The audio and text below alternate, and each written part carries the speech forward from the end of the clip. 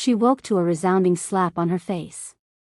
Tari opened her eyes, tears dripping, and asked, "What did I do?" "You are very stupid," her stepmother said. "I asked you to go and sell, and this is what you do. Where is my fish?" Tari stretched out the money. "I have sold everything."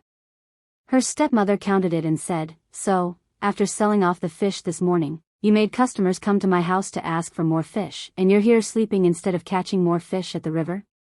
You lazy girl." She tried to slap Tari again but suddenly froze. Tari, shocked, tried touching her stepmother, but she could not move. Her stepmother stood there, helpless. Once upon a time in a small village surrounded by large rivers, there lived a beautiful young girl named Tari.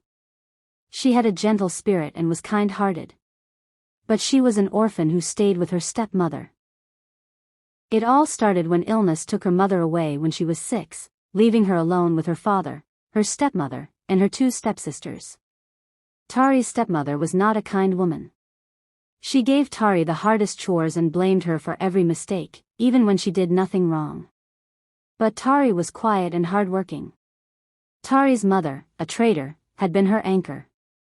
She had worked tirelessly selling yams at the market to ensure Tari had food to eat and was attending school.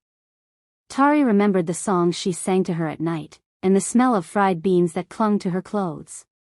A sudden fever came one day and Tari watched her mother fall sick. Every day from that day, Tari watched helplessly as her mother grew weaker and weaker, her once vibrant eyes dimming until they closed forever. Father cried uncontrollable. He began to drink and left his carpentry job and became a palm wine tapper. One day, tragedy struck again. Tari went with her father to the forest to collect fresh morning palm wine. As her father climbed to the top of a tall palm tree, Tari sat at the base, eating some wild berries she had gathered along the way. She enjoyed the sweet taste and watched her father work high above her. Suddenly, she heard a noise. She looked up just in time to see her father losing his grip and tumbling down. Tari screamed and ran to him. She shook him, calling his name, but he did not wake up. Tears streamed down her face as she realized he was gone. After her father's burial, her stepmother, who never truly cared for her, began treating her worse than ever before. She forced Tari to do hard labor. Every morning, while her stepsisters woke up and got ready for school, Tari had to follow her stepmother to the farm and the market, helping with the heaviest and most difficult tasks. One day after selling enough and the stepmother was very happy, Tari saw an opportunity to ask for something, so she begged to continue going to school. Her stepmother gave her a cold, harsh stare. "I can't afford to send you to school. You must work to earn your keep," she shouted. "Okay," Tari said, and she resolved that from that day on, she would spend her days tending to the goats, cleaning the farm, carrying heavy loads, and helping her stepmother at the market. But instead of selling oranges like others in the village, her stepmother insisted Tari sell fish from the nearby stream. "Fish brings more money," her stepmother sneered. "You'll catch the fish from the river and sell fish, or you'll get no food at all." By the time Tari finished her chores, she was completely exhausted. If she didn't do her work perfectly, her stepmother would give her less food to eat. Tari grew thin and weak, but her stepmother only laughed at her. "You are a poor trader's daughter," she sneered. "You are lucky to even have food at all." 8-year-old Tari staggered barefoot along the narrow road, balancing a tray of fish on her small head. Her tiny feet were caked in muddy road, and her oversized dirty dress clung to her skinny frame, drenched with sweat. Her stomach empty, and tears threatened to spill from her tired eyes. But she knew better than to stop.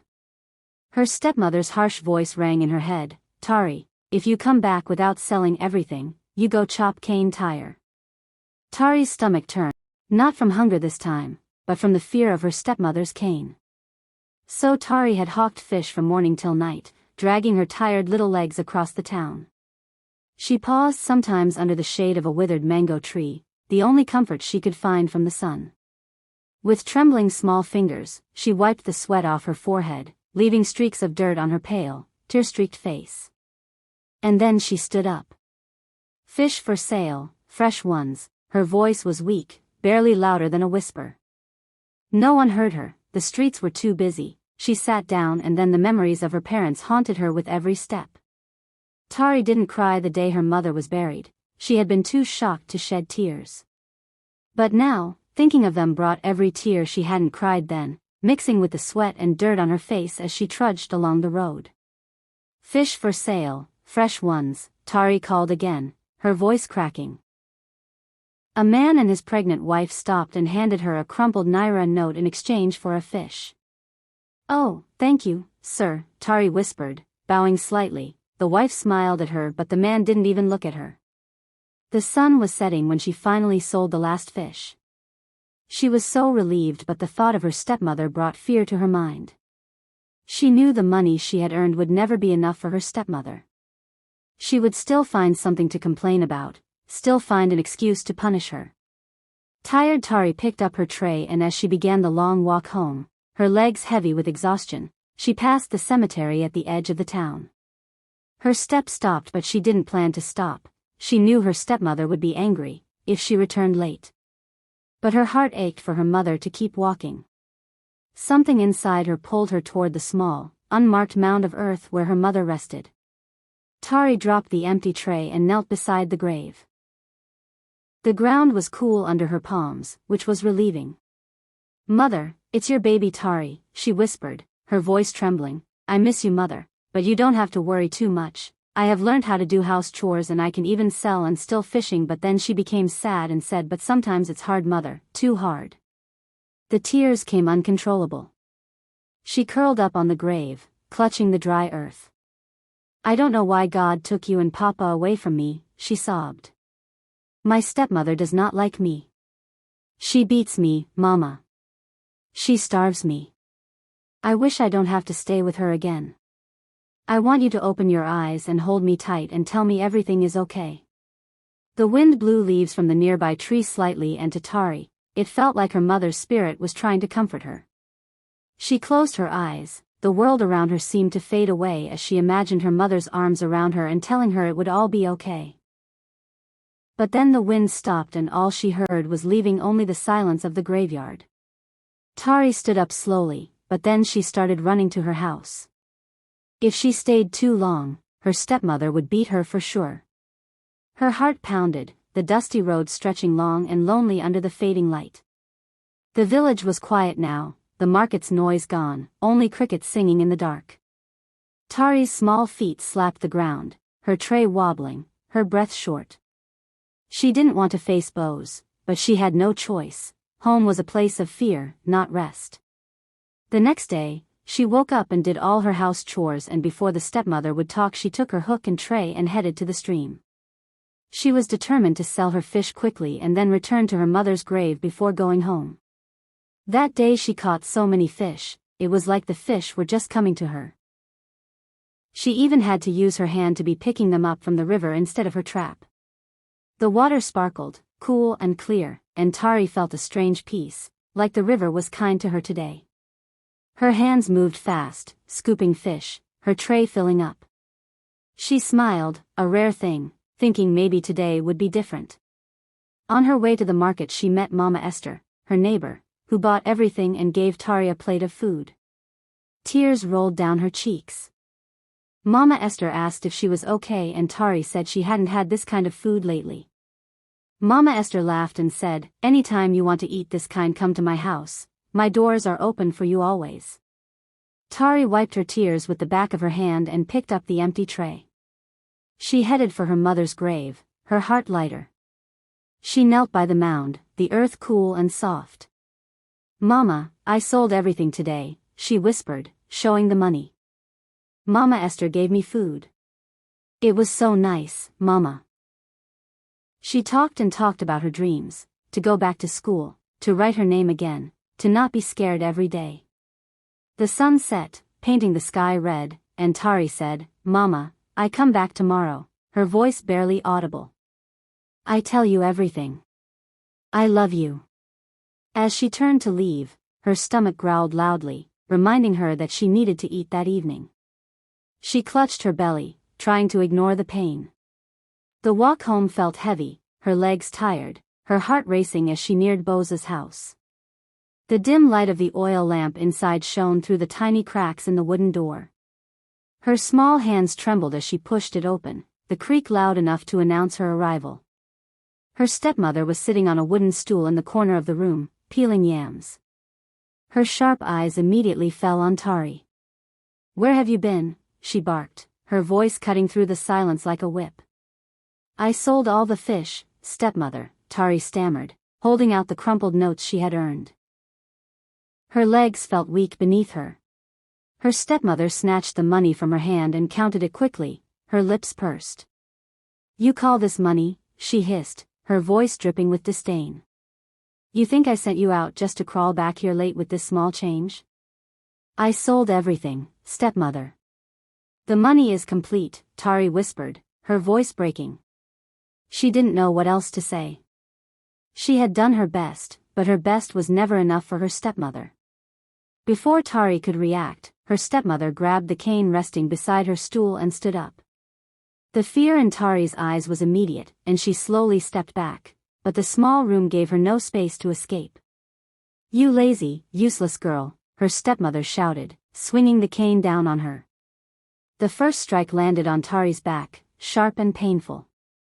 She cried out, but her stepmother didn't stop. Again and again, the cane met her fragile body, each blow pushing her closer to the edge of her strength. By the time her stepmother stopped, Tari was on the floor, curled up in a ball, her small frame shaking with silent sobs. Her stepmother threw the cane aside and spat on the ground, her face twisted in anger. "Now go to bed," she snapped, "and don't even think about eating anything tonight, useless child."